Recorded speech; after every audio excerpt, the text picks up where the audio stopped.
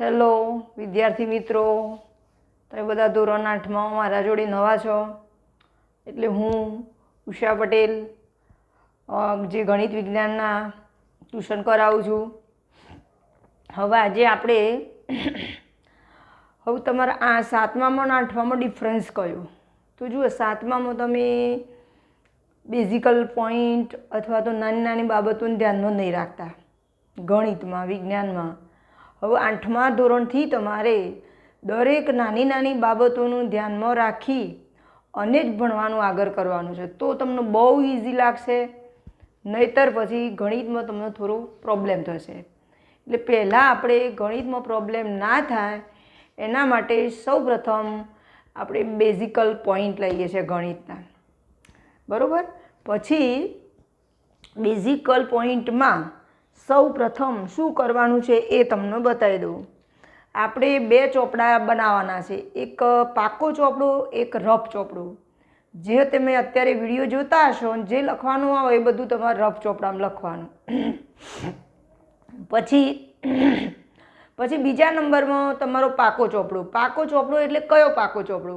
તો જે ચોપડીનું ચાલશે, જે યાદ રાખો પોઈન્ટ છે એ બધું તમારે પાકા ચોપડામાં લખી દેવાનું.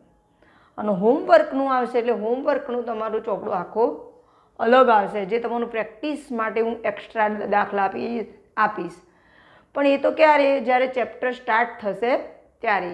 હાલ આપણે બેઝિકલ પોઈન્ટ લઈએ છીએ, તો આ બેઝિકલ પોઈન્ટ બધા તમારે પાકા ચોપડામાં લખવાના છે. તો એમાં સૌપ્રથમ પાકા ચોપડામાં પેજ નંબર 1 ઉપર શું લખવાનું? ઘણા લોકોના 8મા ધોરણમાં આવતા હોય પણ તમને ઘડિયા ના આવડતા હોય, કમસે કમ 1 થી 10 ના, અથવા થોડામાં થોડા 1 થી 20 ના, તો આટલા પણ ઘડિયા ના આવડતા હોય તો આપણને તકલીફ પડી જાય. એટલા માટે પેજ નંબર 1 ઉપર શું લખવાનું? 1 થી 10 ના ઘડિયા. ચલો, પેજ નંબર 2 ઉપર શું લખવાનું? 11 થી 20 ના ઘડિયા. પછી પેજ નંબર 3 પર, વચ્ચે એક પણ પેજ ગેપ ના થવું જોઈએ, લાઇનસર. પેજ નંબર 3 ઉપર 1 થી 30 ના વર્ગ. હવે વર્ગ એટલે શું? તો થોડું ઉદાહરણ આપી દઉં તમને. એ આપણો આવશે 8મા ધોરણમાં, 7મા ધોરણમાં પણ તમારે આવી ગયેલું છે. તો જુઓ, 1નો સ્ક્વેર એટલે શું? 1નો સ્ક્વેર એટલે 1 ગુણ્યા 1, તો 1 એકા 1. ચલો, 2નો સ્ક્વેર એટલે એનો અર્થ શું થાય? 2 ની ઉપર 2 ઘાત છે, એટલા માટે આ 2નો 2 વખત ગુણાકાર. 2 ગુણ્યા 2 કેટલા થાય? 4. એવી રીતે 3નો સ્ક્વેર એટલે 3નો કેટલા વખત ગુણાકાર? 2 વખત, એટલે 3 ગુણ્યા 3 એટલે 3 3 9. તો આ રીતે તમારે લખવાનું છે. અને આવું કેટલા સુધી લખવાનું છે? 1 થી 30 સુધી. અને ચોપડામાં વ્યવસ્થિત રાઇટિંગ જોવું, ગમે તેમ લખીએ આપણે તો કાયમથી ખરાબ જ ટેવ પડી જાય. ચલો, પછી પેજ નંબર 4 ઉપર શું લખવાનું છે? 1 થી 10 11 ના ઘન. ઘન એટલે તમને ખબર જ છે કે ભાઈ 1નો ઘન એટલે કેટલા? 1 ગુણ્યા 1 ગુણ્યા 1, 1 ગુણ્યા 1 એટલે 1, પાછું 1 ગુણ્યા 1 એટલે 1. એવી રીતે કેટલા સુધી લખવાના છે? 1 થી 11 ના. તો આ તમે આટલું લખી દો રફમાં અત્યારે. પછી વ્યવસ્થિત પાકા ચોપડામાં જે પ્રમાણે કહ્યું છે એ પ્રમાણે તમારે લખી દેવાનું, બરાબર. ચલો, હવે આપણે જોઈએ છે પહેલું કે યાદ રાખો પોઈન્ટ, કે જે આગળના 6ઠા 7મામાં કેટલાક બેઝિકલ પોઈન્ટ આવી ગયા હોય. હવે એ પોઈન્ટ આપણે જો યાદ કરીએ તો 7માનું જો આપણું ગણિત થોડું ઘણું કાચું રહી ગયું હોય તો તમારા 8મામાં ક્લિયર, શરૂઆતથી જ ક્લિયર થાય તો કોઈ તકલીફ પડશે નહીં. ચલો, સૌ પ્રથમ આપણે સંખ્યાઓ ઉપર જોઈશું, અંકગણિત ઉપર. પછી આપણે બીજગણિત ઉપર જોઈશું, બરાબર. ચલો, તો આપણે સંખ્યા લઈએ 1 2 3 સંખ્યા. અને ટપકા 3 એટલે એનો મતલબ અનંત સુધી. અનંત સુધી, આનો કોઈ એન્ડ હોઈ શકે નહીં. એના માટે 3 ટપકા કરાય. તો આવી સંખ્યાઓને આપણે કઈ સંખ્યાઓ કહીશું? પ્રાકૃતિક સંખ્યાઓ કહેવામાં આવે છે. આ જે તમારા 6ઠા 7મા ધોરણમાં આવી ગયું. અને એના માટે સંકેતમાં એને શું લખાય છે? એન લખાય છે. એટલે એન એટલે છગડીયા કૌંસમાં 1 2 3 અનંત સુધી. પછી એવું નહીં કે ભાઈ 7 કયું હોય તો 7 એ આમાં આવેલી ના કહેવાય, કહી શકાય. એ તો આપણે અનંત સુધી પછી સમજી લેવાનું. પછી 101 આમાં ના કહેવાય? કહેવાય ને. હા, તો આપણે સમજી લેવાનું. પછી ચલો બીજા નંબરમાં આપણે આ પ્રાકૃતિક સંખ્યાઓ છે 1 2 3, એમાં આગળ 0 લખીએ એટલે કઈ સંખ્યાઓ બની જશે? 0 1 2 3 અનંત સુધી. આવી સંખ્યાઓને કઈ કહેવામાં આવે છે? પૂર્ણ સંખ્યાઓ. અને એના માટે કયો સંકેત છે તમને ખબર છે? W. ચલો પછી આ સંખ્યાઓ તો ખરી, પૂર્ણ સંખ્યાઓ તો ખરી, પણ એમાં આપણે કઈ સંખ્યાઓ ઉમેરીએ છીએ? જુઓ, આ કઈ સંખ્યાઓ કહેવાય? ઋણ સંખ્યાઓ. અહીંયા આપણે વસ્તુ બરોબર સમજવાની છે.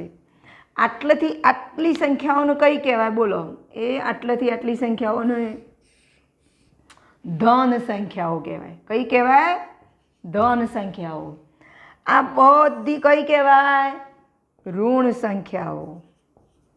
અને આને કે શું કહેવાય? શબ્દોમાં શૂન્ય. તો એટલા માટે આપણે આવી સંખ્યાઓને કઈ કહીશું? Z. તો ઝેડને આપણે બીજી રીતે પણ દર્શાવી શકાય. કઈ રીતે? તો ઋણ સંખ્યાઓ, પછી બીજું કયું આવશે? બોલો અહીંયા શૂન્ય. પછી આ કઈ સંખ્યાઓ કહેવાય? ધન સંખ્યાઓ. તો આ બધી સંખ્યાઓને કઈ કહેવામાં આવે છે? ઝેડ. આ બધી ઝેડમાં આવેલું છે. અને આ ઝેડનું નામ કયું? પૂર્ણાંક સંખ્યા, અથવા તો બીજું એક નામ છે સમમેય સંખ્યા. સોરી, પૂર્ણાંક સંખ્યા કહેવાય જેનો. બરોબર. હવે અહીંયા આપણે થોડું નોલેજ લેવાનું છે અહીંયા કે ભાઈ આ બધી ધન સંખ્યાઓ થઈ, આ બધી કઈ સંખ્યાઓ થઈ? ઋણ સંખ્યાઓ થઈ. ચલો 0 1 2 3 એ કઈ સંખ્યાઓ કહેવાય? ઋણ સંખ્યાઓ. અહીંયા શું સમજવાનું છે કે 1 અને 2 એમાં કોણ મોટો? આપણને ખબર જ છે ભાઈ.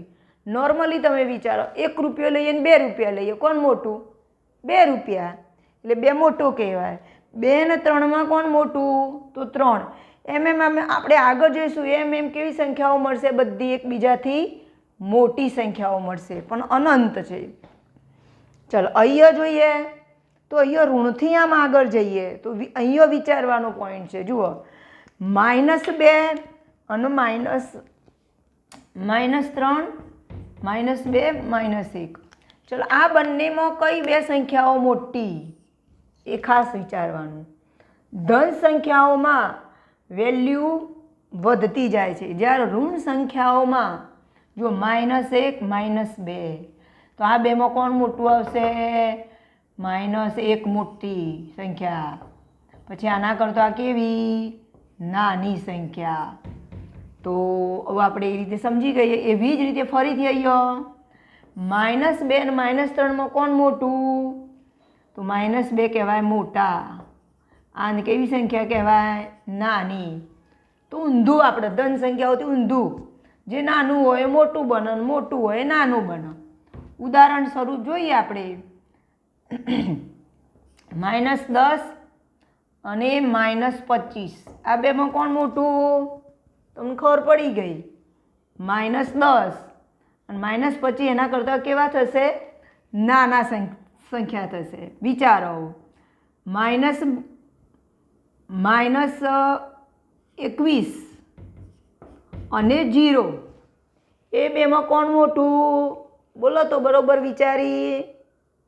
તો કોણ મોટું આવશે?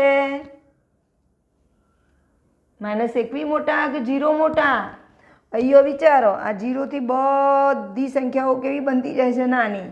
અહીંયા બધી કેવી બનતી જાય છે? મોટી. તો -21 નાના થાય અને 0 કેવી કહેવાય? મોટી સંખ્યા. તો આમ આપણને ખબર પડી ગઈ. ચલો આમાંથી હું થોડા પ્રશ્નો કરું જે લોકો આની કિંમત બરોબર જેવું સમજાવ્યા પોઈન્ટ એ જે બરોબર સમજ્યા હશે એમને તરત જ ખબર પડી જશે. પણ ફક્ત સમજ્યા વગર અને જો તમે ખાલી લખી નાખ્યું એ જેવું બોલું છું એ તમે મનમાં ઉતારો નહીં તો પછી આપણને બધું ભૂલી જવાશે. આવું જો એમાંથી જ હું પ્રશ્ન કરીશ તો તમને ખ્યાલ આવી જશે કે આપણે કેટલું સમજ્યા નહીં અને કેટલું સમજ્યા. સમજેલું હોય તો ગોખવું ના પડે, ઓટોમેટિક આવડી જાય. ના સમજ્યા હોય તો યાદ કરવું પડે, તો એ કહેવાય નથી સમજ્યા. બરાબર? એટલે તમે વિચારી લેજો કે આપણે સમજવાનું, એટલે હું એક એક પોઈન્ટ તમને બતાવું છું, એનો મનમાં થોડું ધ્યાન રાખવાનું અને બરાબર માઇન્ડ આપણું અહીંયા એકાગ્ર હોવું જોઈએ તો આપણે સમજી શકાય. તો ચલો 0 1 2 3 અનંત સુધી એ કેવી સંખ્યાઓ કહેવાય? બોલો તો. તમને ખબર પડી ગઈ હશે કઈ સંખ્યાઓ કહેવાય? પૂર્ણ સંખ્યાઓ.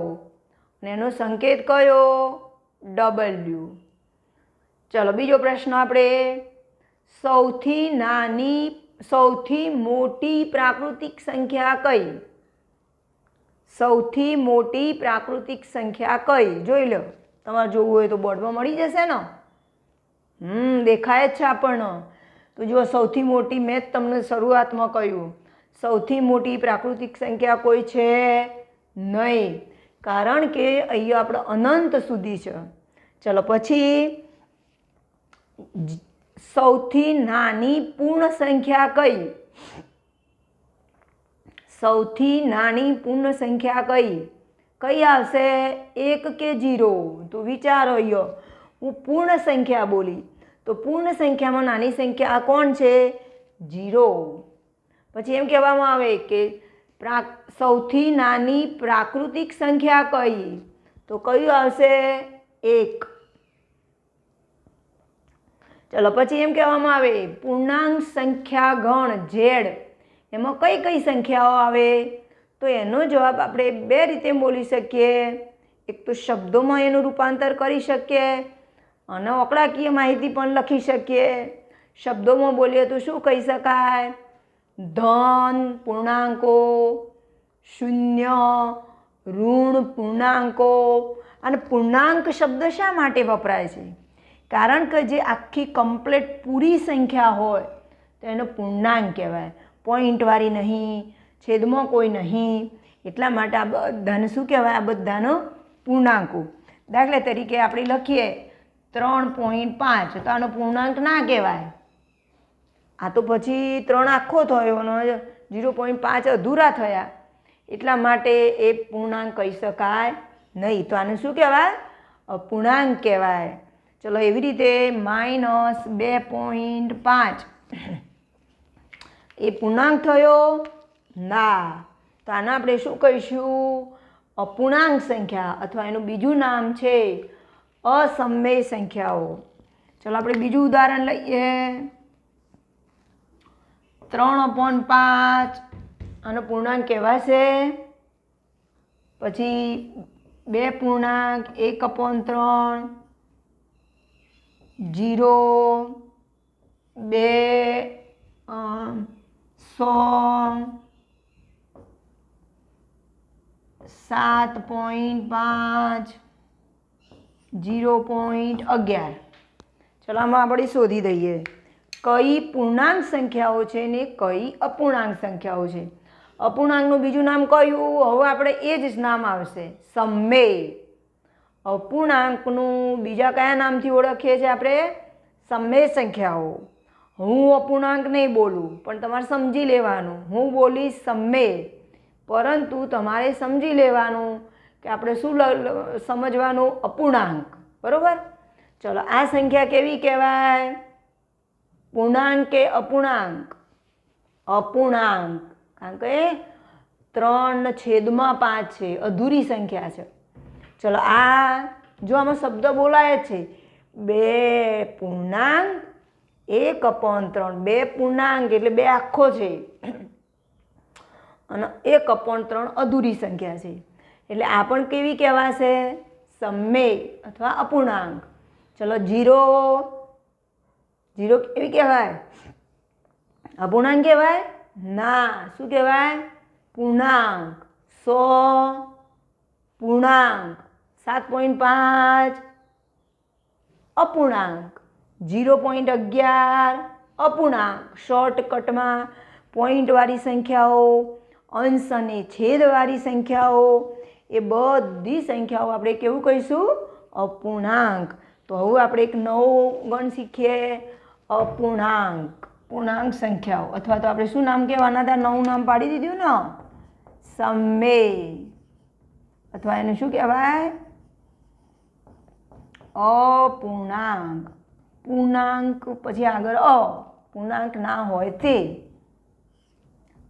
સમમેય સંખ્યાઓ.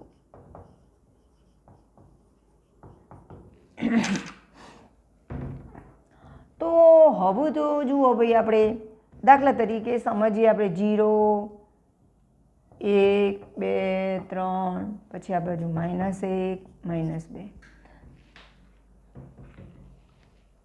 અપૂર્ણાંક સંખ્યાઓ એટલે કયો આવેલી છે? કયો તમને દેખાય છે અહીંયા? તો જુઓ, 0 અને 1 વચ્ચે કેટલી અપૂર્ણાંક સંખ્યાઓ આવેલી છે? અનંત સુધીની. એવી રીતે 1 અને 2 વચ્ચે પણ ઘણી સંખ્યાઓ આવેલી છે. 2 અને 3 વચ્ચે પણ ઘણી અપૂર્ણાંક સંખ્યાઓ આવેલી છે. એવી રીતે 0 અને -1 વચ્ચે પણ આવેલી છે. -1 અને -2 વચ્ચે પણ આવેલી છે. પણ પ્રશ્ન તો બરોબર છે, પણ આપણે સમજીએ કે કેવી રીતે આવેલી છે. તો જોઈએ, હું તમને બતાવું કે 1 અને 2 વચ્ચે કઈ સંખ્યાઓ અપૂર્ણાંક. તો જુઓ, 1 તો ખરો, પછી પાછળ પોઈન્ટ લખી દે. 1.1, 1.2, 1.3, 1.4, 1.5 એમ કરતાં આમાં લાસ્ટ સંખ્યા કઈ આવશે? 2 આવશે. તો આના વચ્ચે પણ અપૂર્ણાંક સંખ્યાઓ રહેલી છે. તો જુઓ, આને આપણે અંશ અને છેદમાં લખીએ. તો 11/, પોઈન્ટ પાછળ એક સંખ્યા હોય તો શું લખાય? 1 ઉપર 1 શૂન્ય. દાખલા તરીકે અહીંયા જ પછી લઈએ. આના શું લખાય? 12/10, 13/10, 14/10, 15/10. તો આ બધી સંખ્યાઓ કઈ કહેવાય? અપૂર્ણાંક અથવા સમમેય. હવે એવી રીતે 2 અને 3 વચ્ચે પણ અસંખ્ય સંખ્યાઓ આવેલી છે. કઈ? તો 2 થી સ્ટાર્ટ કરીએ. 2.1, 2.3, 2.4, 2.5, 2.6, 2.7 એમ કરતાં છેલ્લી લાસ્ટ સંખ્યા આવશે 3. તો આ બધી સંખ્યાઓ કઈ કહેવાય? અપૂર્ણાંક. આનું પણ આપણે અંશ અને છેદમાં લખીશું. હવે જો 3.175, તો આ પણ કઈ કહેવાય? અપૂર્ણાંક. હવે આને આપણે અંશ અને છેદ સ્વરૂપમાં લખવું છે. તો જો આખી સંખ્યા પહેલાં લખી દેવાની, 31.75 ભાગ્યા અહીંયા નીચે 1 મૂકી દેવાનો. પછી કેટલા પોઈન્ટ? આ પોઈન્ટ પછી કેટલી સંખ્યાઓ છે ગણતરી કરવાની? 1, 2, 3. તો જેટલી સંખ્યા હોય એટલા શૂન્ય મૂકી દેવાના. 1, 2, 3. તો આનો આ રીતે આપણે સમજી શકાય. દાખલા તરીકે 5.21705 75 2175. ચલો, કેવી રીતે લખવાના પોઈન્ટ? તો આખી સંખ્યા લખી દેવાની, 52, 17, 5. બરાબર. પછી આપણે 1 લખી દેવાનું. પછી આ પોઈન્ટ પછી કેટલી સંખ્યાઓ છે ગણતરી કરવાની? તો 1, 2, 3, 4. તો કેટલા શૂન્ય લખવાના? 4. 1, 2, 3, 4. બરાબર. તો આ રીતે આપણે અંશ અને છેદ લખી શકાય. હવે આપણે આનો સમમેય સંખ્યાને સમજીએ. આપણે આ બધી કેવી સંખ્યાઓ હતી? સમમેય સંખ્યાનો. હવે આપણે સમમેય સંખ્યાનો આ રીતે લિસ્ટ બનાવવું હોય તો એ આપણે બનાવી ના શકીએ. કેમ? કારણ કે આપણે જોઈએ આના વચ્ચે સંખ્યાઓ કેટલી છે, આના વચ્ચે પણ બહુ સંખ્યાઓ છે, અહીંયા પણ ઘણી બધી આવું, અહીંયા પણ ઘણી બધી આવું. તો એ બધું કેવી રીતે લખી શકીએ? આપણને ખબર પડે નહીં. તો 2 રીતે એને આપણે લખી શકાય છે. પહેલી રીત છે શબ્દોમાં લખીએ. તો શબ્દોમાં તો જુઓ, આ તો આપણે લખ્યું કે ભાઈ આ ઋણ સંખ્યાઓ, આ શૂન્ય, આ ધન સંખ્યાઓ. એવી રીતે દાખલા તરીકે 3/5. તો આને કેવો અપૂર્ણાંક કહીએ? ઋણ કે ધન? તો આને કહીશું ધન અપૂર્ણાંક. 11/20 કેવો કહીશું? ધન અપૂર્ણાંક. -5/12 કેવો કહીશું? ઋણ અપૂર્ણાંક. -17/11 કેવો કહીશું? ઋણ અપૂર્ણાંક. તો એક નવો શબ્દ આપણા માટે આવ્યો, ઋણ અપૂર્ણાંક અને ધન અપૂર્ણાંક. તો લખીએ અહીંયા. અને સમમેય સંખ્યાઓ કહેવાય. તો એના માટેનો સંકેત કયો છે? જેમ આપણે સંકેતમાં W લખીએ છીએ તેમ શું આવશે? કેપિટલ ક્યુ.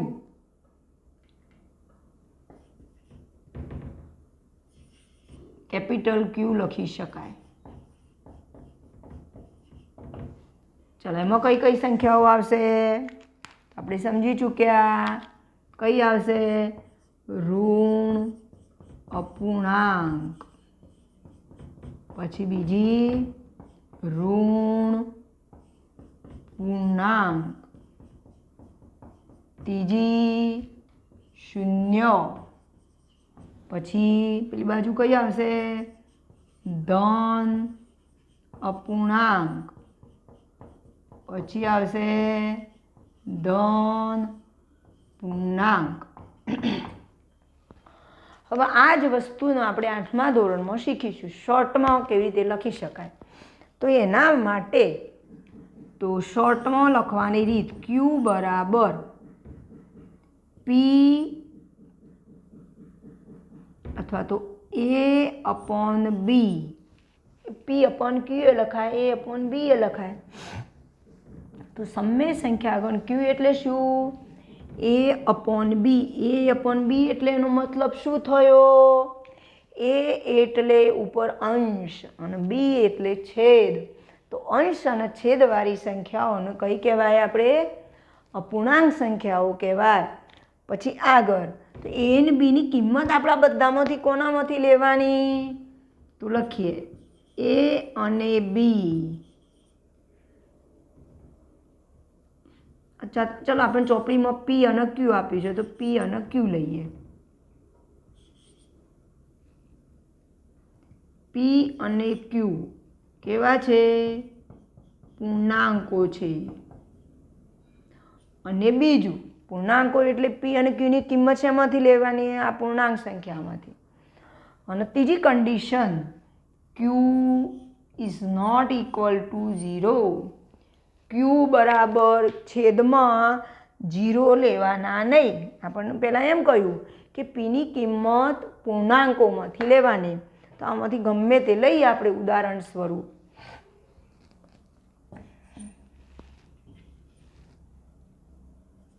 ચલો ઉદાહરણ સ્વરૂપ આપણે Pની કિંમત લઈએ, જે ઈચ્છા થાય. -3.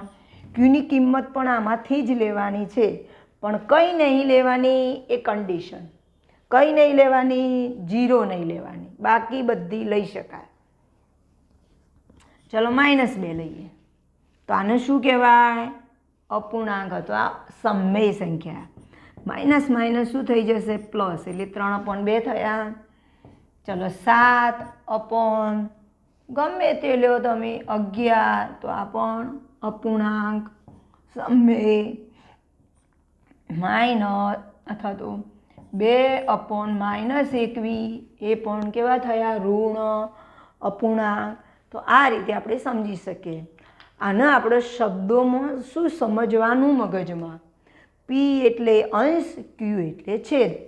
જે સંખ્યાઓનો અંશ અને છેદ હોય એ સંખ્યાઓને કહેવાય સમમેય સંખ્યાઓ. તો કિંમત શેમાંથી લેવાની? Pની કિંમત પૂર્ણાંક સંખ્યામાંથી લેવાની. Qની પણ કેમાંથી લેવાની? પૂર્ણાંક સંખ્યામાંથી લેવાની. પણ Qની જગ્યાએ 0 નહીં લેવાનું. કેમ ના લેવાનું એ આપણે આવો અર્થ સમજીએ. ચલો 3.5 તો આ પણ કેવી કહેવાય? સમમેય કે પૂર્ણાંક? તો આ સમમેય થશે, કારણ કે 35 કેટલા લખીશું? 10. આગળ છેદ ઉડાડવા હોય તો આપણે ઉડાડી શકીએ છીએ, પણ આપણે કંઈ ઉડાડતા નહીં અત્યારે. તો આ પણ સમમેય થઈ. ચલો 0/5 કેટલી થાય કિંમત? 0/5. કેટલી કિંમત થશે 0। હવે આપણને એમ કહ્યું છે ક્યુની જગ્યાએ 0 નહીં લેવાનો, પણ આપણે લઈએ। ચલો 3/0, તો આની કિંમત કેટલી થશે? આની 0 થશે કે 1 થશે કે 3 થશે? તમે પહેલાં શરૂઆતમાં તો બોલી જ જશો કે આના બરાબર 3, પણ ના થાય। આની કિંમત હજુ સુધી કોઈ ગણિતશાસ્ત્રીએ નક્કી કરી શક્યા નથી, એટલે આના બરાબર 3 ના લેવાય, 0 ના લેવાય, 1 ના લેવાય। આની કિંમત હજુ સુધી નક્કી થઈ નથી, એટલા માટે આ કેવું કહેવાય? અવ્યાખ્યાયિત।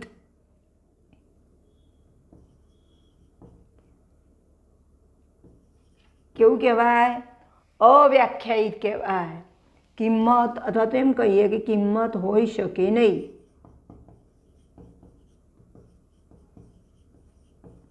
કોઈ કિંમત હોઈ શકે નહીં, એટલા માટે આપણને કન્ડિશન આપી છે કે ક્યુ બરાબર 0 લેવાનું નહીં। ચલો હવે આપણે આગળ જઈશું।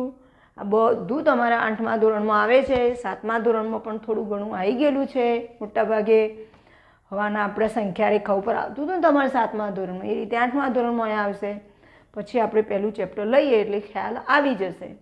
ચલો હવે આપણે આગળ લઈએ કેટલાક આપણો બીજ ગણિતના આના સંખ્યાઓમાંથી કેટલીક સંખ્યાઓ સમજવાની છે આપણે, આના આ જ સંખ્યાઓમાંથી। ચલો ઉદાહરણ સ્વરૂપ લઈએ આપણે 5મો પોઈન્ટ, એકી સંખ્યાઓ। એકી સંખ્યાઓનું બીજું નામ હવે કયું આવશે? યુગ્મ સંખ્યાઓ। કઈ આવશે? યુગ્મ સંખ્યાઓ। એકી સંખ્યાઓ આપણે કોને કહીએ છીએ? તો 2 વડે ભાગી ન શકાય તેવી સંખ્યાઓ, બરાબર? તો એવી સંખ્યાઓ કઈ થશે? 2 વડે ભાગી ન શકાય એવી। ચલો આપણે બોલ્યા કે ભાઈ એકી સંખ્યાઓ, તો એકી સંખ્યાઓ કઈ આવશે? જેને 2 વડે ભાગી ન શકાય તે। તો 1, 3, 5, 4 આવશે? ના, 6 નહીં આવે। 7, 9, 10 આવશે? ના, 11। પછી ખબર પડી જશે તમને। ચલો એવી રીતે બેકી સંખ્યાઓ આપણે લઈએ। બેકી સંખ્યાઓ એટલે કઈ કહેવાય? યુગ્મ। કઈ સંખ્યાઓ કહેવાય? એનું નામ યુગ્મ। આપણને યુગ્મ આપ્યું એટલે આપણે સમજી લેવાનું। તો જે સંખ્યાને કેટલા વડે ભાગી શકાય? જે સંખ્યાને 2 વડે ભાગી શકાય એવી સંખ્યાઓને કઈ કહેવાય? યુગ્મ સંખ્યાઓ અથવા બેકી સંખ્યાઓ। તો એવી કઈ તમે વિચારી જુઓ, જાતે જ આવી જશે।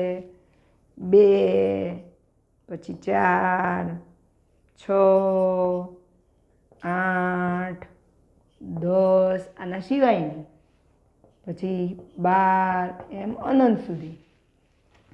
ચલો નંબર 7 આપણે અવયવ જોઈએ। અવયવ વિશે કેટલાક લોકોનો અવયવ, અવયવી અને અવિભાજ્ય અવયવ એના વિશે ખ્યાલ નથી હોતો। તો અવયવ કોને કહીએ? આપેલી સંખ્યાને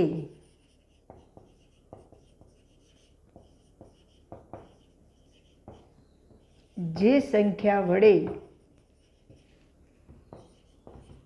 ભાગી શકાય તે સંખ્યાને આપેલી સંખ્યાનો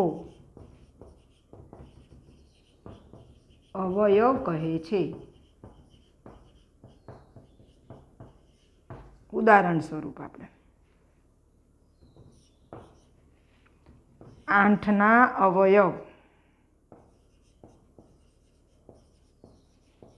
કયા કયા થશે? તો આપણે 1, 2, 3 લાઈનસર જ વિચારવાનું। 1, 2, 3, 4, 5, 6 7 ને 8 8 સુધી વિચારો. 8ના અવયવ કયા હોય તો 20ના અવયવ કયા હોય તો 20 સુધી વિચારવાનું. ચલો આમાં કઈ કઈ એવી સંખ્યાઓ છે કે 8ને ભાગી શકાય. ચલો 1 વડે તો ભાગી શકાય એટલે 1, 2 વડે ભાગી શકાય ને તો 2, 3 વડે ભાગી શકાશે ના, 4 4 દુ 8 એટલે 4. પછી કોઈ સંખ્યા વડે ભાગી શકાશે નહીં, છેલ્લે કોણ આવશે 8. તો આવી રીતે આપણે બીજા ઉદાહરણ લઈએ. દાખલા તરીકે આપણે જોઈએ 10. 10ના અવયવ.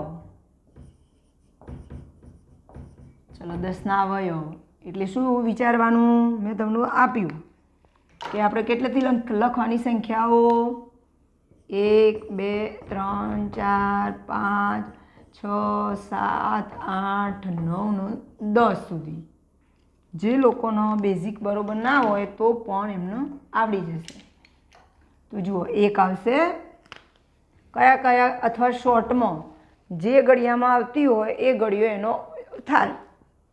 2 5 10, 3માં નહીં આવે, 4માં નહીં આવે, 5માં આવશે 5 દુ 10, 6 7 8 9માં નહીં આવે, પછી સીધો કોણ આવશે 10. હવે આવું આપણે ના લખીએ અને મોઢે પણ વિચારી શકાય. આપણે આગળના અભ્યાસ ચાલશે અથવા બીજો વિડીયો આવશે એ ફરીથી આપણે મળીશું અને આ બધું વ્યવસ્થિત તમે પાકા ચોપડામાં લખી દેજો.